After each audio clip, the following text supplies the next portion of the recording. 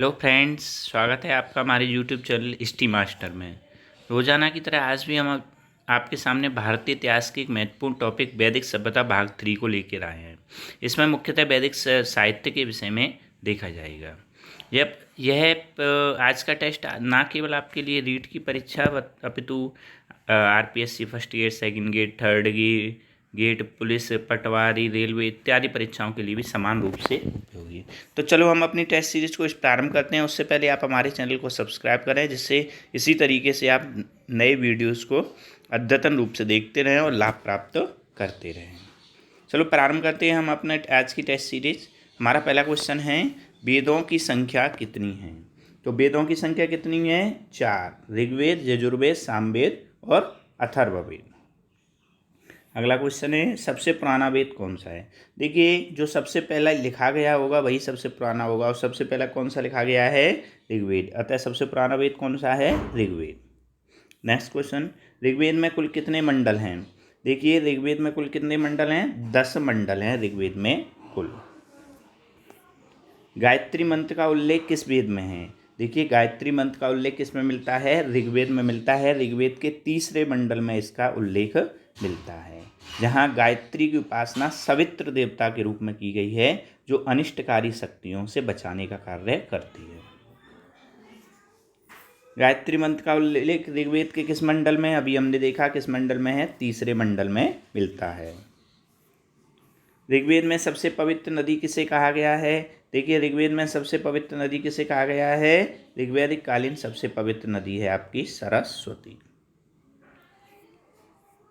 सबसे नया वेद कौन सा है? देखो, जो सबसे बाद में लिखा गया होगा वो सबसे नया होगा, तो सबसे बाद में कौन सा लिखा गया है? अथर्ववेद। अतः सबसे नया वेद कौन सा है? अथर्ववेद। वैदिक काल में राजा जनता से जो कर वसूलता था उसे क्या कहते थे? देखिए, वैदिक काल में राजा जनता से कोई जबरन कर नहीं वसूलता था, बल्कि स्वेच्छा पर निर्भर होता था। लेकिन जो कर लगाया जाता था वो होता था बलि। बलि के रूप में राजा जनता को दैनिक कुछ चीज़ें उपहार में देती थी। सत्यमेव जयते कहाँ से लिया गया है? सत्यमेव जयते जो भारत का राष्ट्रीय आदर्श वाक्य है वह मुंडकोपनिषद से लिया गया है। ऋग्वेद में किसका उल्लेख है? ऋग्वेद में किसके उल्लेख है? ऋग्वेद में मिलता है हमें मंत्रों का उल्लेख, जहाँ देवताओं की स्तुति से संबंधित मंत्रों को बोला जाता था। ऋग्वेद में कुल ऋचाओं की संख्या कितनी है? ऋग्वेद में कुल ऋचाओं की संख्या कितनी है? ऋग्वेद में है 10,600 कुल ऋचाएँ। कितनी है ऋग्वेद में? 10,600 ऋचाएँ। सामवेद में किसका उल्लेख है? देखिए, सामवेद में संगीत से संबंधित है। यहाँ पे प्राचीन आर्यों द्वारा जंगलों में एकांत में जाकर मंत्रों को लयबद्ध रूप से संगीत में गाया जाता था, अतः इसे संगीत पर लिखी पहली पुस्तक भी कहा जाता है। भारतीय संगीत का जनक किस वेद को कहते हैं? ये कौन सा वेद है? सामवेद। सामवेद को संगीत का जनक कहते हैं। यजुर्वेद में किसका उल्लेख है? यजुर्वेद में किसका उल्लेख मिलता है? कर्मकांडों को। इसमें वैदिक यज्ञों से संबंधित किए जाने वाले कर्मकांडों का उल्लेख मिलता है। अथर्ववेद में किसका उल्लेख है? अथर्ववेद में रोग निवारण, जादू टोना इत्यादि का उल्लेख मिलता है। उपनिषदों की संख्या कितनी है? उपनिषदों की संख्या मुक्तिकोपनिषद में 108 मिलती है। तो उपनिषदों की संख्या कितनी है? 108। उपनिषद को किस नाम से जाना जाता है? उपनिषदों का अन्य नाम क्या है? वेदांत। यानी ये वैदिक साहित्य में सबसे अंत में लिखे जाने के कारण इन्हें वेदांत कहा जाता है। वेदांगों की संख्या कितनी है? वेदांगों की संख्या कितनी है? वेदांगों की संख्या है 6। शिक्षा, कल्प, व्याकरण, निरुक्त, छंद और ज्योतिष।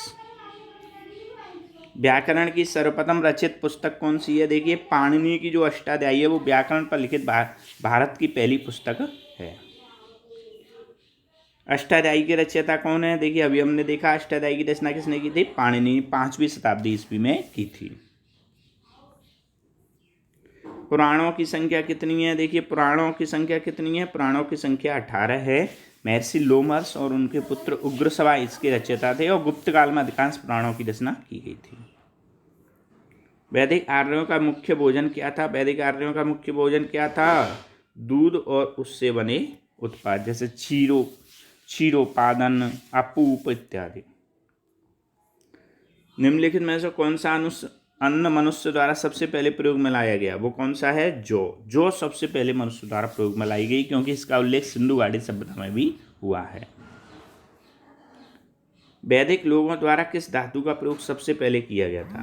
देखिए, वैदिक लोगों द्वारा सबसे पहले प्रयोग में लाई जाने वाली धातु कौन सी थी? तांबा। तांबे का प्रयोग सबसे पहले किया गया था। वेद शब्द का क्या अर्थ है? देखो, वेद शब्द वेद धातु से बना है, जिसका शाब्दिक अर्थ होता है ज्ञान, अर्थात वेद ज्ञान का भंडार है। आर्य सभ्यता में मनुष्य के जीवन के आयु के अवरोही क्रमानुसार कौन सा सही है? देखिए, आर्य मनुष्य के जीवन मतलब इसमें क्या है, इसमें आपके 4 आश्रमों का उल्लेख है।